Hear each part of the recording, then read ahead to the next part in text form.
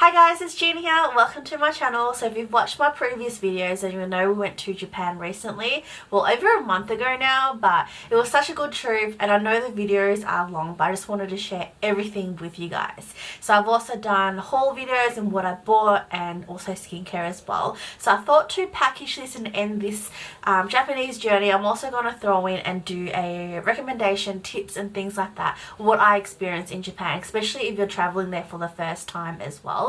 So I've always wanted to go to Japan. Japan is like, I don't know, I just love everything Japanese. I love the food, I'm interested in the culture and just everything about it. So when there was a sale at the start of the year in February, I just thought, you know what, let's just book tickets and go. So that's what we did. We booked 3 weeks to go to Japan during mid-May to end of June. So normally when it comes to traveling, I'm pretty on board and I like things planned because I just don't want to miss any time and just waste time. So I go all out in booking everything, including daily itineraries. Like, you don't have to do this, but that's just personally what I do because I don't want to miss anything out. But this time around it was kind of different. So we had a rough plan of what we wanted to do, but a lot of like the daily stuff I didn't really look into. We just kind of went with the flow, just with a list of things that I had in mind, but I didn't do a full-on itinerary. Before I continue as well, if you hear any snoring, Coco is taking a nap outside and he's extremely loud, so that's why all my videos have some kind of little snoring noise in the background. Now if I'm looking down, it's because I've written a whole lot of things on my phone because there's so much I wanted to mention. I guess this video is great if you are an Australian traveling to Japan for the first time, but if you are, I guess, from another country, then you may also find this useful as well. So the first thing, I guess, is just traveling tips. So with Japan, I'm not sure with other countries, so you may need to verify this, but for Australia in particular, you don't need a visa to go to Japan as long as it's under 90 days. If it's more than 90 days, then yes, you may need a visa. So you may need to look into that. There's websites like Smart Travel website you can go on to find that information out, or just the government websites, I guess. A lot of travel agencies may have that information, but yeah, if it's under 90 days and you don't need a visa. We stayed at a lot of Airbnb places, so 3 out of the 4 accommodations we stayed at were Airbnb. Now I do know in Japan that from the 1st of June, I believe, there has been some changes made. So a lot of people, I guess, that have pre-booked their accommodation in advance have received emails saying that there has been a cancellation. Japan has made it more strict for, I guess, people renting out apartments and accommodation, that they must have a certificate. So that's probably why if you have booked anything and it's been cancelled, they just may not have a certificate. So I believe Airbnb you can still use. It's just there's more regulations and certificates required which they need to provide. Accommodation itself, so when I was booking the accommodation, it was, I guess, not the cheapest in my opinion. It's not like Southeast Asia where everything is like under $100. I guess it's anywhere in the world, you know, but what you pay in Japan, although the accommodation is small, it's quite clean and everything is functional and you're able to use it as well. So if you are booking, at the time where I booked it, I found Airbnb prices a lot cheaper. As I said, with all the new rules and regulations, just be careful when you get an Airbnb if it does get cancelled. So I think you might have to ask questions like if they do have a certificate, like that it is a registered Airbnb. Otherwise, there's plenty of hostels, a lot of affordable accommodation. Probably not the closest to certain places like tourist attractions, but traveling I found in Japan was quite convenient anyway, that it's not a big deal. So when we booked our flights, we booked with Jetstar, which is a budget airline. And just to share my experience with you, so Jetstar, I've noticed, if you've watched my previous video, then you know there was a whole lot of drama getting there and getting back because our flight was cancelled. And to be honest, none of my Jetstar flights have actually, like overseas flights, have actually gone through without any issues. Like, I've always had cancellations. I guess it's up to you whether you want to do budget airlines. We did save quite a lot because at the time we bought it, there was a sale free return, so we ended up paying very cheap tickets there and back because it was free returns. That being said though, it means that you don't get any food included in your flights, and there's also stopovers, and there's big chance that it may also get cancelled or flights changed as well. So the flight to Japan was changed to another state as a stopover, and the flight back was cancelled for 24 hours. So just be mindful that, you know, in my opinion, moving forward, any international flights, I'll probably pay a little bit more for a normal flight with meals included. Budget airlines are great if it's a short trip, but anything over 10 hours, 7-10 hours is just, I don't know, I think I've learnt my lesson. So if you are booking with budget airlines, just be mindful to leave a couple of days free at the end of the trip, just in case things don't happen. Also, make sure you get travel insurance as well in case something does happen. Now, from what I understand is that when your flight gets cancelled or it gets delayed, some insurances may not pay for those, but it's always good to have travel insurance just in case. Now for me, because I have a credit card, my credit card also comes with free travel insurance. So just make sure you check that before you go and buy one, in case that if you're eligible for that as well. But I found that very handy. Now in terms of what you're doing in Japan, if you plan to drive around there or even go on the Mario go-karts, you do need an international driver's license. So in Australia it's pretty easy to get. We went to just RSCV, one of their outlets in the shopping center, and we just went through and purchased one through that. It's not too bad. I believe it's about $40 or so for international. So obviously you'll need a local license, and they'll just go ahead and process that through. We unfortunately didn't end up going on the Mario Kart, but just double check as well, because from what I'm aware there may be some new changes in terms of Mario go-karting, whether it's still available. But if you do want to go on it, then you do need an international driver's license. If you are traveling or just want to around Japan and just drive in general, obviously you will need international driver's license. The good thing as well as being an Australian is that they drive on the left side of the road, so it's not like America where you have to kind of go opposite. So it's pretty easy. The roads though, I find it is a little bit confusing in Japan. I found it that a lot of roads are either one way, so that may be a little confusing. So unless you're really good at maps and GPS, then go for it. Now when it comes to itinerary, so I'm usually very anal and I just like to schedule everything in because I don't want to miss anything. But like I said, this time around I did plan a lot of things, but I kind of just let things happen as it goes. So I guess a little tip in how to plan for a trip is to write up an itinerary. So as part of my itinerary, I just did it through Microsoft Excel. So what I did was just put a budget of how much you're planning on to spend and list down like things you want to do, and just list everything you could think of that you wanted to do. That way you know what to research. Also list down any events that may happen around that time you're there, in case you know you can go and attend those. Also, you know, just list down places you want to go, as well as like accommodation list to kind of shortlist the accommodation you want to go. You don't have to do all this, but I just find it easier and helpful so you don't miss out or forget anything. And also have a list of must-dos or must-haves, like if you need visas, if you need, you know, passports done, if you need to book anything in advance, what information you need, what the weather will be around the time, things like that. It's always good to plan ahead, just to make it a lot more easy and prepare for whatever happens down the track. So what I did was I listed down everything I could think of. So I went on a couple of YouTubes just to see what other people found helpful or found interesting.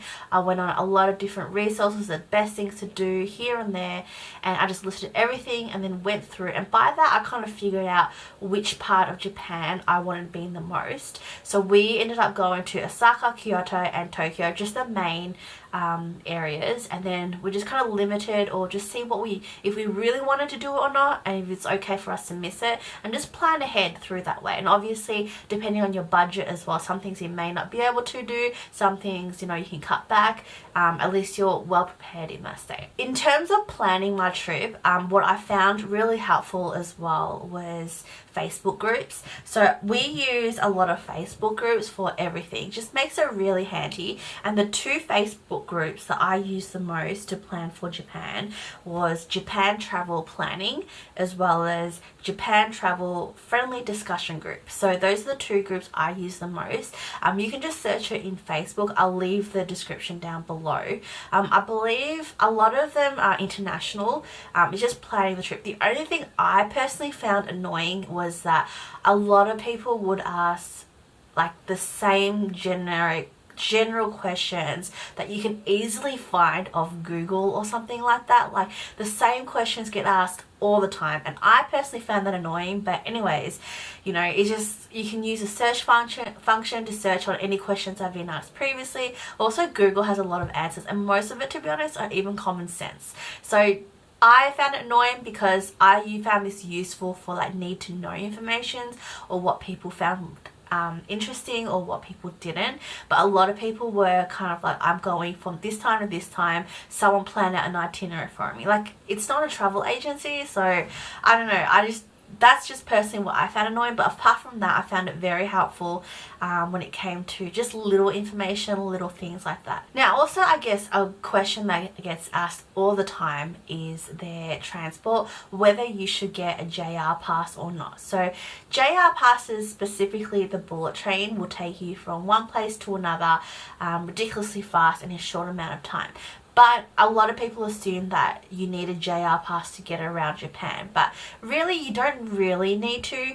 It depends on your traveling. So the way I mapped it out, I searched on the train tickets, how much the local tickets are, and also flights, to work out what was the best in terms of time and cheapest as well. So for my trip, I found it more convenient getting a bullet train from Kyoto to Tokyo. But for the other legs of the trip, I just either flew because it was cheaper, or just took the local train because it was cheaper and pretty close as well. So before you actually jump ahead and get it, I'll suggest to look up the websites. I'll suggest to Google it to see how far everything is, because it may not be necessary. Like the JR passes are good for long-term trips from one place to another. However, you can't exactly use that for local trips. And in Japan, there are a lot of train systems, like a lot of trains, subways, like overhead, under subways, and they're owned by separate companies, which can get quite confusing. So I would suggest to plan your trip early, and don't just look at the bullet trains. Also look at how long you're going to be in the area, and also whether it's affordable to fly instead. So the JR passes, they come in like a day pass, 2-day pass, I believe a 7-day, 14-day, or a 21-day, and they can get quite expensive. So make sure you plan and research, and you do need to book in advance, because we only bought one from Kyoto to Tokyo when we got to Japan. We just purchased it at the airport, but you can pre-purchase it in your country through retailers, which you just need to find that information online. Moving on to packing in what you should pack for Japan. I tend to overpack in everything because I don't want to be taking pictures wearing the same clothes, and you know, you just want to make the most of it. So I guess, you know, however way you want to pack, whatever you want to wear, that's fine. But my tips are more, I guess, what I've noticed and what I found helpful, which will hopefully help you as well. So in general, Japanese culture is very modest, so you don't see a lot of people walking around in short shorts, singlet tops, showing a lot of skin. It's really modest, and usually they prefer layering it up, even though there's a lot of different wacky styles. Like you've got the Harajuku, you've got that goth looking like, and then you've got all these girly kind of clothes. Generally they're all covered up, or they're quite modest, so just keep that in mind when you go to Japan. Now, I'm not saying that you should change your style because of that. Just keep in mind that that is the case. So I did bring a pair of shorts, which wasn't short shorts where it was showing my ass cheeks, but it was decent size shorts, length shorts, I guess. I don't think Japanese will be confronting, but they may secretly judge you in their head, but I don't think they'll actually say anything. However, you know, maybe bring a cover up if you are going to wear a singlet top. Probably won't wear shorts and a singlet top at the same time.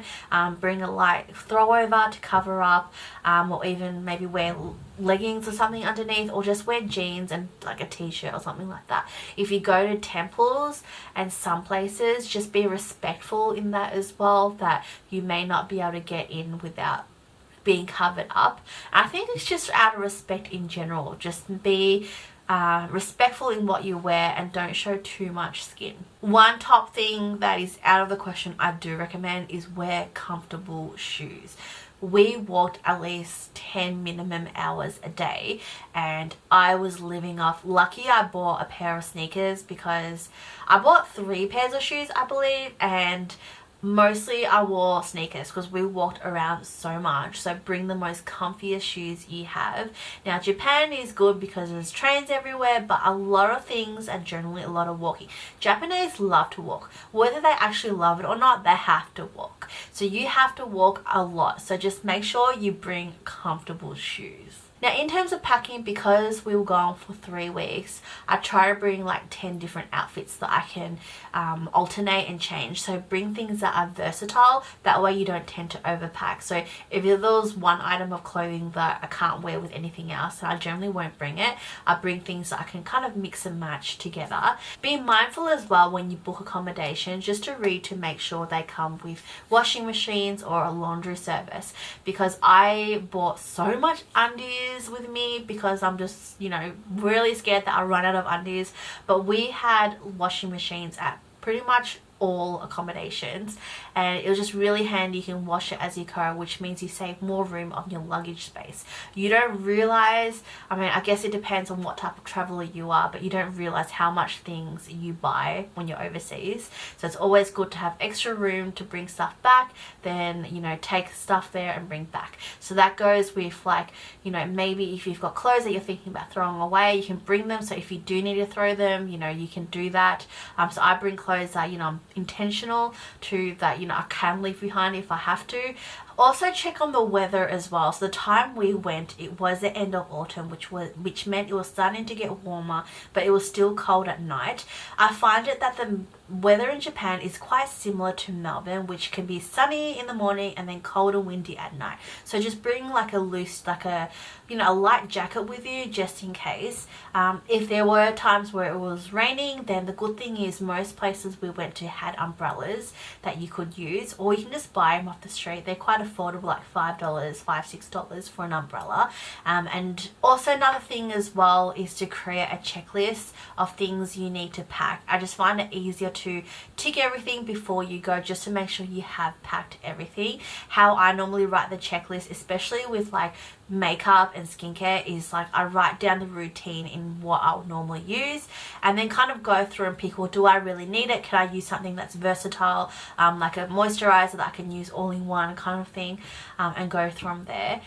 Towels, I don't bring towels with me, because either one, if we're going somewhere like Southeast Asia, I'll just buy one there. When we were in Japan, most places came with towels anyway, so that's one light thing that I didn't have to pack. Make sure on the checklist you also include all your chargers and gadgets and things like that, and also include a power board. I found that power boards come in handy because you can charge more than one thing, you know, with phone chargers, you know, camera chargers, power banks, and also cameras, like laptops, if you bring those as well. There's so much things, and rather than getting individual chargers, just get one power board and one adapter to charge that. Now in Australia, I found it really hard because most of the power boards have 3 pins, and the Australian to Japanese adapters are 2 pins. So obviously you can't really use them in that sense, but I do recommend buying a universal adapter. Now you can't exactly buy these in store, but you can order them online through eBay. Just the generic brands, they're quite affordable, like maybe $10, $15. We actually got it too late, so we actually went to the market, like a trash and treasure market, those electrical stores, and found one there for $10, and they do come in handy. You can use them for any country, and you can also accept 3 pins there. So I do recommend a universal one because it comes in handy a lot. So moving on to things that I found useful for the trip. So because Japan speak primarily Japanese, it's very hard to, I guess, communicate, because I'm aware Japanese and like French, they're really proud of their country and their language as well, and they would preferably like you to speak their language. You know, if you go to most other places, you know, English is like a second language where it's quite easy. It's harder when you go to like Asia where it's not, but I found Google Translate the most helpful thing. You can take a picture of any characters. Best is if it's typed and not written. Written is sometimes harder, but you can take a picture of it and it will translate for you. You can also try writing in it as well, which is also very helpful, because there were times where we couldn't speak Japanese, the person couldn't speak English, and there was no pictures on the board, so we actually just got them to write it down and it translated for us, so that came in handy.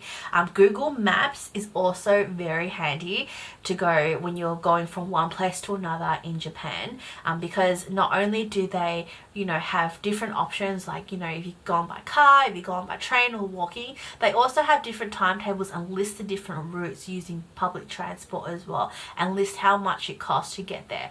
And I relied on that so much, and I guess to be able to rely on that, you also need Wi-Fi. Now, we did purchase a pocket Wi-Fi before we went on the trip. We hired one, so I'll leave a link below of the one we used. I don't know whether I would recommend it. I guess it's up to you. I found it in Japan. Considering it's Japan, I thought their Wi-Fi, their technologies will be awesome, but a lot of times I found that their Wi-Fi was actually quite weak. If you're in a clustered, congested area, then it tends to drop to 2G, and it was just really hard to, I guess, look things up. But either way, I've heard a lot of people say that they used it and it was good, but I do strongly recommend getting a pocket Wi-Fi. You can hire them, order them before you go, and then pick it up while you're in Japan. I just find it easier to get around, especially, you know, you can carry a map, but sometimes it's just easier having everything on your phone. So do strongly recommend that. That way you can communicate and use your phone as a navigation while you're out. Now, like I mentioned about the JR passes, the one thing that I guess is frustrating is using their train system, because it is everywhere. Like I said, it's owned by different companies and you just don't know what to get, what you can get. When you go to Japan, what I recommend is to get an IC card. An IC card is kind of like a public transport card, depending on where you start from. So because we started off in Osaka, we bought an ICOCA card, ICOCA. So I'll leave a link and more information if I can down below as well. So pretty much when you get to the airport station at Osaka, there's a building there, like a little kind of shop that you can go in and order a card. So the card itself costs about 2,000 yen, which also comes with, I believe, 2,000 yen credit in there, but then you can just top it up. So you can, if you want, when you take trips, buy singular cards, like tickets for single trips, but it's just really, I guess it can get a bit confusing because there's so much different companies, so much stations. So I found it easier and quicker just using a card, because you can pretty much use that for everything. We used it in Osaka, Kyoto and in Tokyo, which was very helpful. They have dedicated machines you can top up from.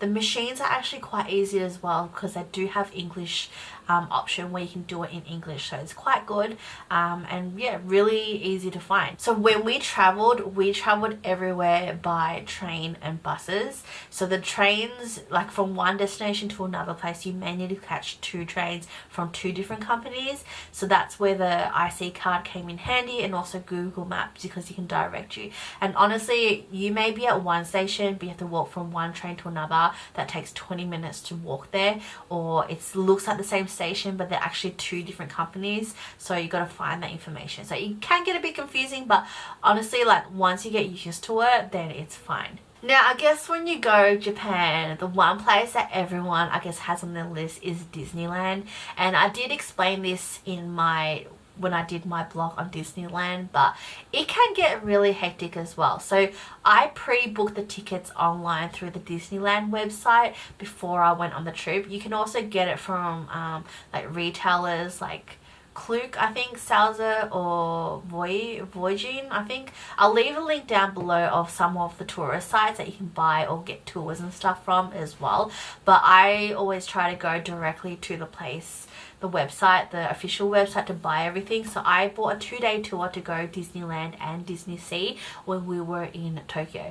If you don't get it in advance, you can purchase it at any Disney store when you're in Japan. Because there's a few Disney stores you can go purchase it there. It's like a normal Disney store where you can buy like merchandise and things like that. Or you can also buy it at the door. It's just, if you buy it at the door, then there may be a long line. That's the only problem.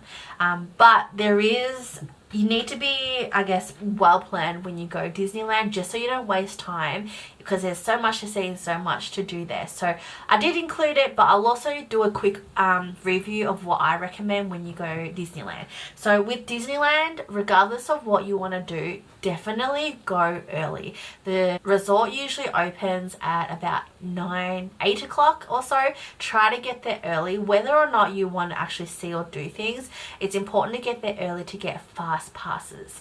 Now with Disneyland, you get the standard ticket for entry, and then you got to line up for everything, and lines can go up to 80 minutes depending on when. However, you can go to each ride and get a fast pass, which allocates your time frame later during the day, where you can go and line up for pretty much to get in faster, like go directly in.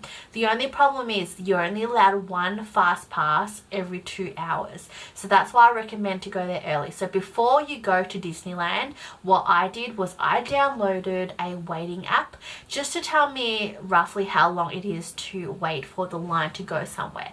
Obviously it should be fairly live app to tell you the time, and because you won't find that information out, I'll suggest the day before, around afternoon the day before, is to mark down the hours, how long it takes to line up in the lines for that day, so you roughly know how long it will be the next day. If you do go, I'd recommend going anytime during the midweek, like from Tuesday to Thursday, because it does get quite busy and lines can go up to 2 hours sometimes as well. So make sure, if you can, go during those times because it's less busy. But yeah, so when you book out everything you want, so when you research and plan, like get the wait list of the rides you want to go on, and then plan the day, maybe go to those rides first to get a fast pass so you don't miss out, and then go on the little rides that are quicker, or just go look around, and then another 2 hours go and get another ticket for another ride. And the reason why I say go there early is because by afternoon most of the fast passes sell out as well. So after that you can't even get a fast pass, and you might have to wait 80 minutes.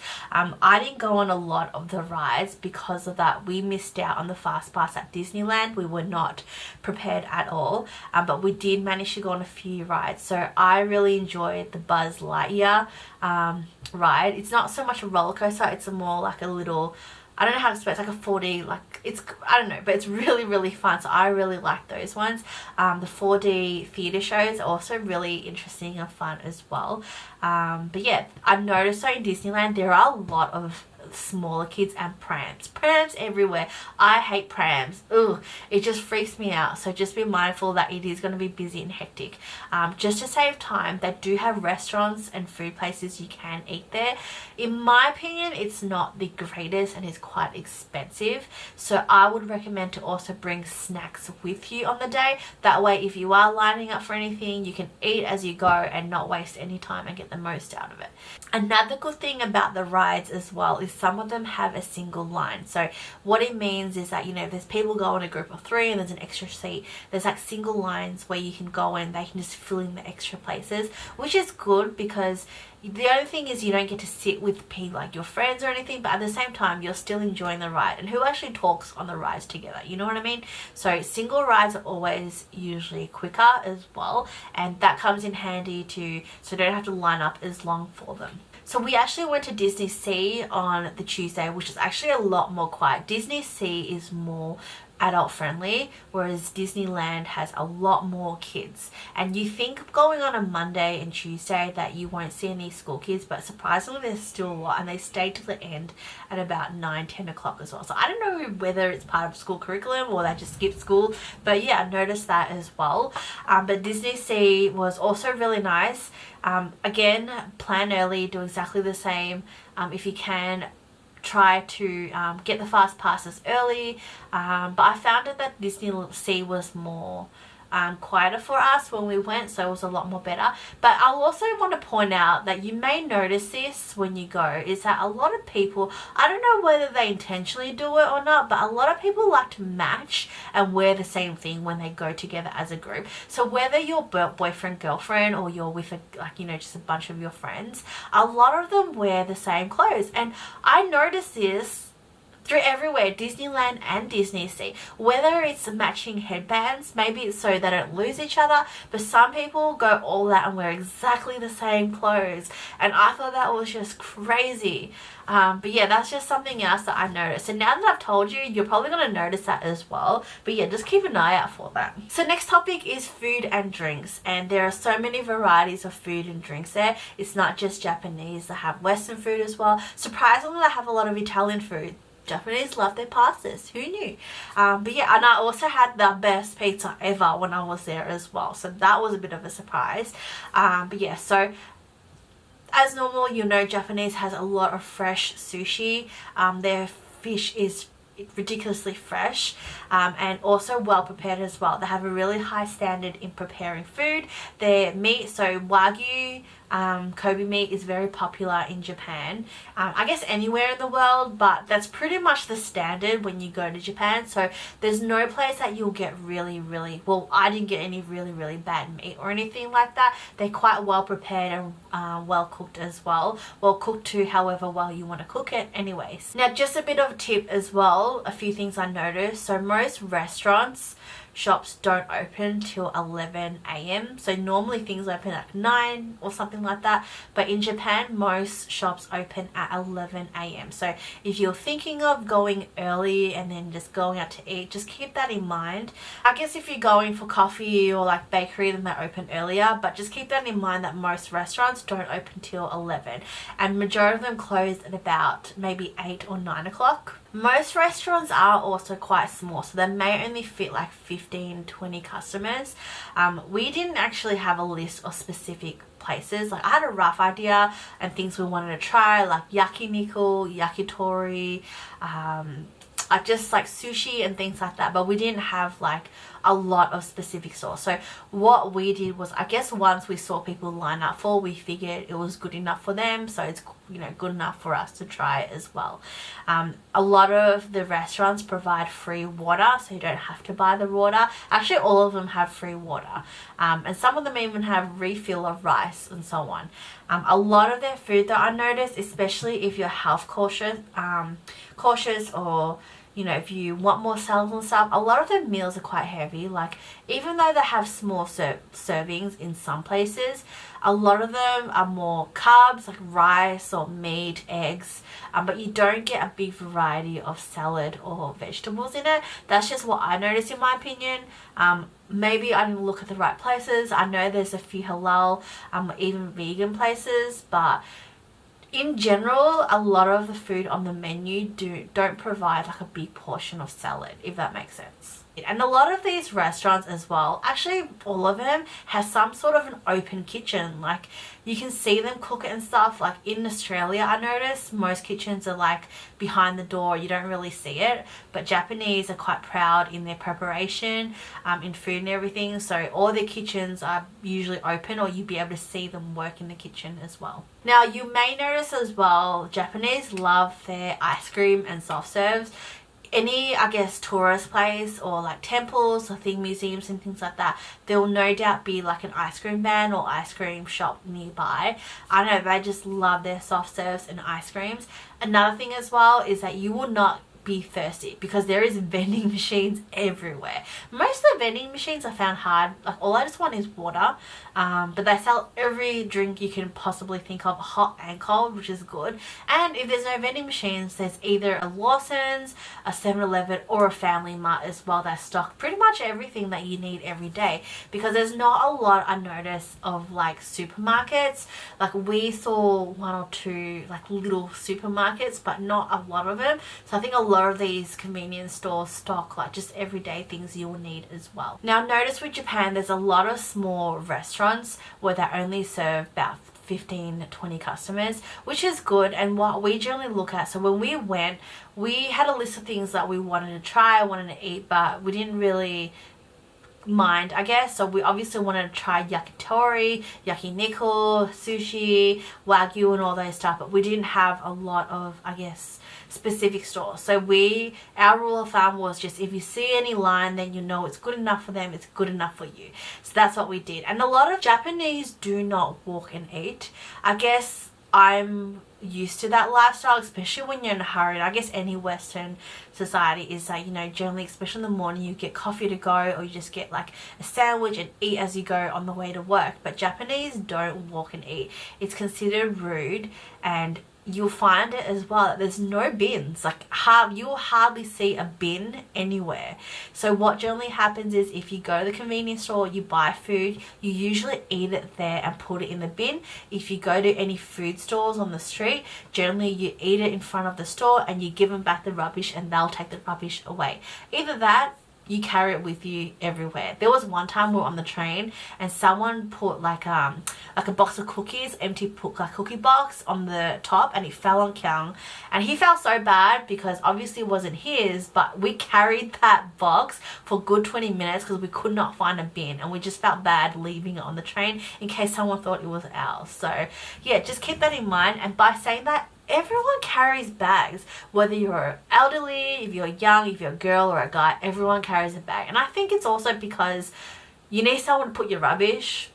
So yeah. Next topic is shopping. Now, shopping, I actually found it really frustrating and hard, because it's not like, you know, there's a department store, everything is all in the building, you can just go and grab everything. Most places in Japan, the shops are scattered everywhere. There may be a district or a shop road, but you find the shops behind, shop in front, shop down the road. Just everywhere there's shops. So unless it's a specific shop you need to go to, I'll suggest looking it up and going straight there. It's not something that you may be like, oh, there it is, like you see on the way. So yeah, I found that really weird. Some clothes, like, I think it's more to do with like streetwear clothes, or like the consignment kind of like secondhand kind of clothes, is a lot of them do not allow you to try clothes on, which is really hard as well. So you just kind of have to guess if it fits or not.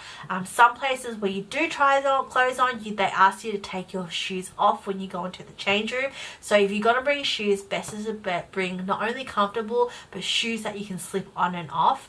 And some stores also give you like these like bags that you put over your head just to protect your makeup from going on the clothes, which was weird at first, but you know what, it kind of makes sense. And one last thing is tax.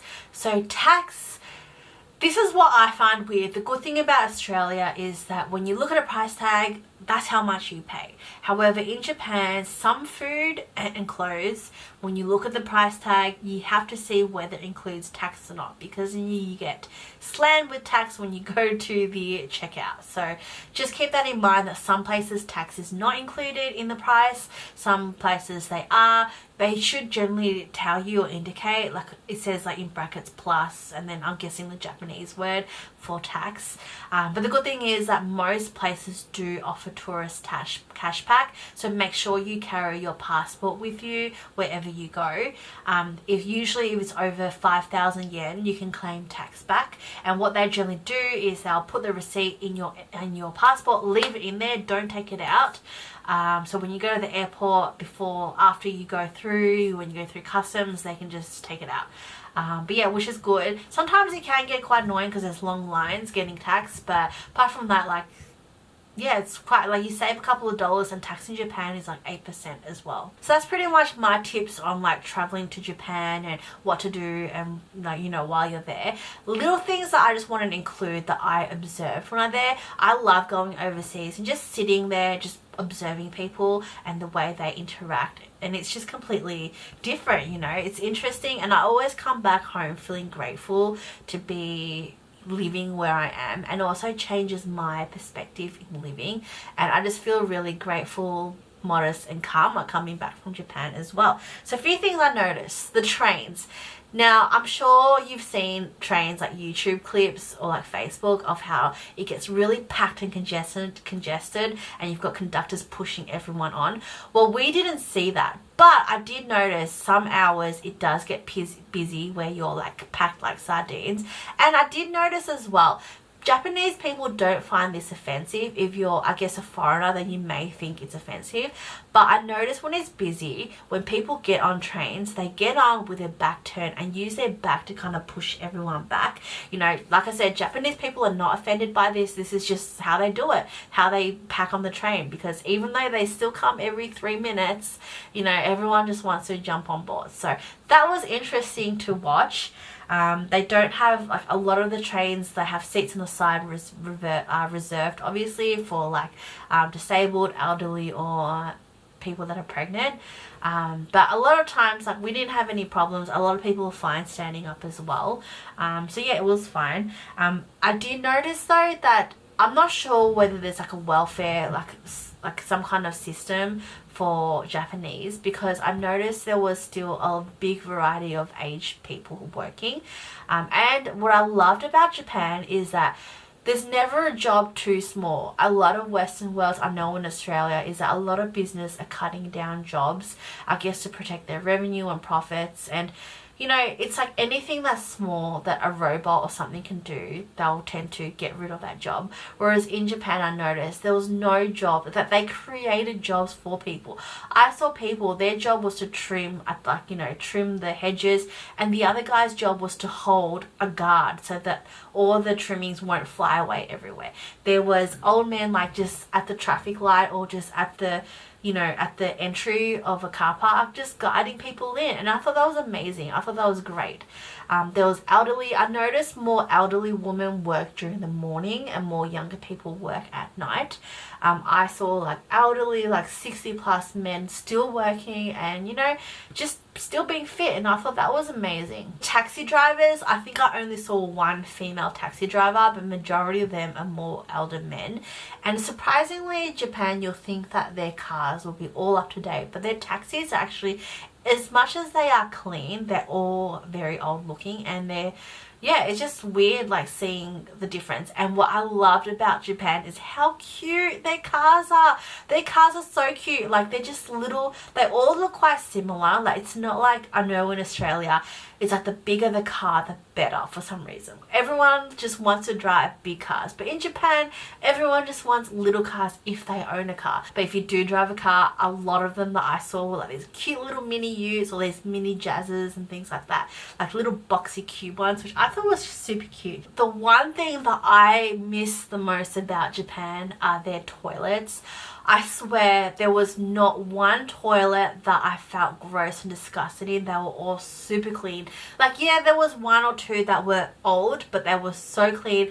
And none of them smelt, which was surprisingly refreshing. Like, it was so weird. Like, all the toilets, like some toilets have different functions and stuff, like if you want a bidet, if you want to get your ass cleaned, or if you want heated seats. I'm not down for that, to be honest. That's just a bit weird and feels weird for me. I don't want to know that someone else has sat there before me having warm seats, if you know what I mean.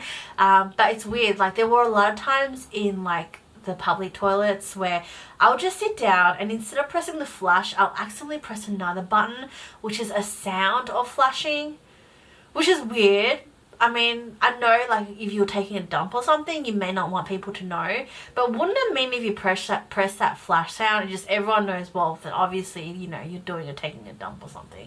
But anyway, I just thought that was pretty cool. But I really miss it. And the good thing, I don't know about the male toilets, but the female toilets, most of them also have, like, a little kid seat. So if you have a child that's under 2.5 years, they have like a little seat you can put them on, so when you do need to go, you don't have to leave them outside. You can just put them on the seat, which was very interesting, and I think it was actually really good as well. And like I hardly saw any cleaners there. It's like self-cleaning kind of toilets, which was, yeah, anywhere you go, like even in the countryside or even like, you know, at the train stations, they were all super clean.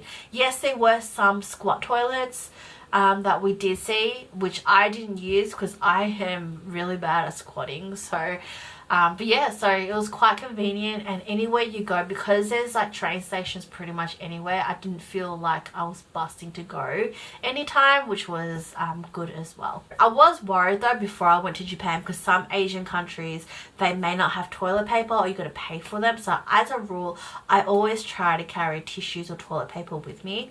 Not toilet paper, but like wipes or tissues. But also in general, like a lot of restaurants and stuff, you know, you can have tissues, but I just prefer to carry tissues just in case I need it.